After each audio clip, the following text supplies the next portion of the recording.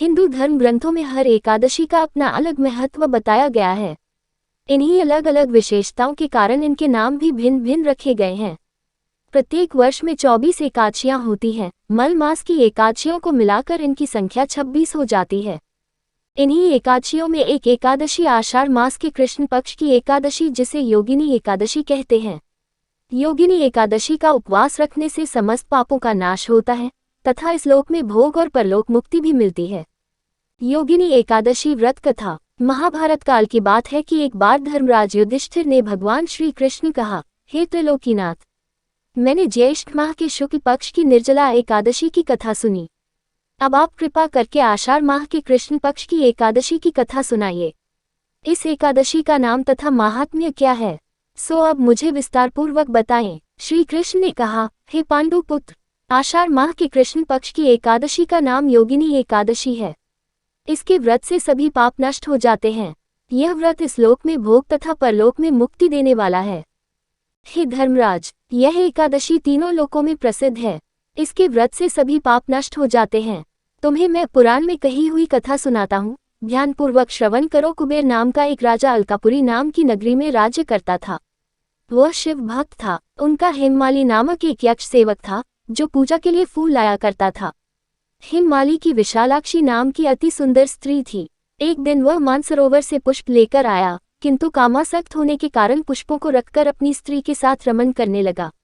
इस भोग विलास में दोपहर हो गई। हेममाली की राह देखते देखते जब राजा कुबेर को दोपहर हो गई तो उसने क्रोधपूर्वक अपने सेवकों को आज्ञा दी कि तुम लोग जाकर पता लगाओ कि हेममाली अभी तक पुष्प लेकर क्यों नहीं आया।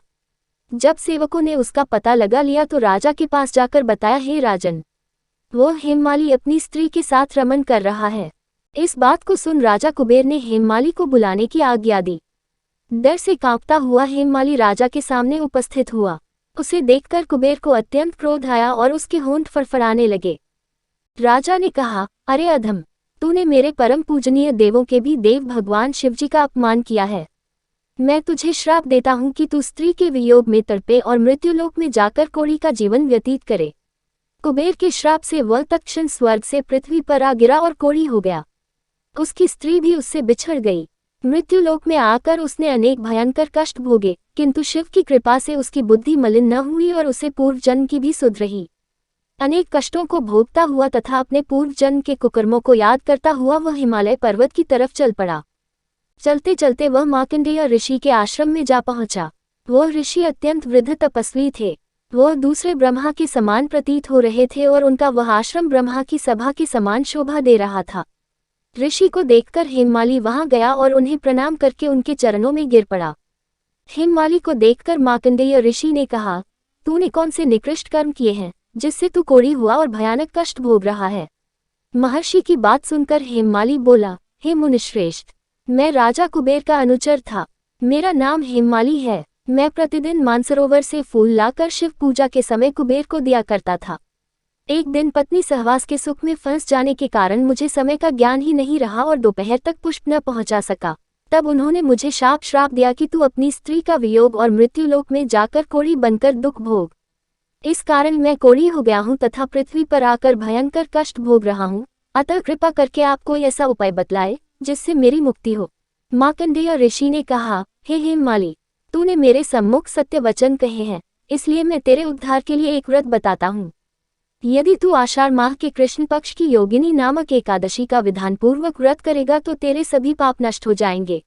भगवान श्री कृष्ण ने कहा, हे राजन, इस योगिनी एकादशी की कथा का फल 88,000 ब्राह्मणों को भोजन कराने के बराबर है। इसके व्रत से सभी पाप नष्ट हो जाते हैं और अंत में मोक्ष प्राप्त करके प्राणी स्वर्ग का अधिकारी बनता है। महर्षि के वचन सुन हेममाली अति प्रसन्न हुआ और उनके वचनों के अनुसार योगिनी एकादशी का विधानपूर्वक व्रत करने लगा।